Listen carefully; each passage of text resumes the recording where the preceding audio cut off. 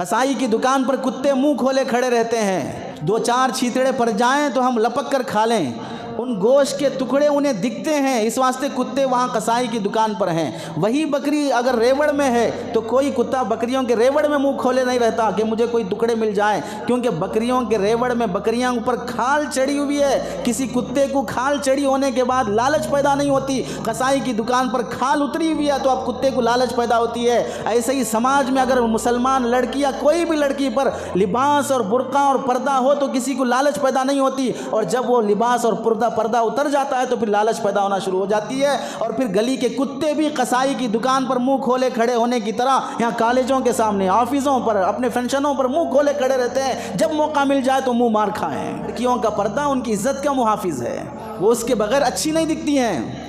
तो शरीयत में जो कवानीन रखे गए हैं, वक़र्न फ़ी बुयूतिकुन, अपने घरों में करार पा के रहो।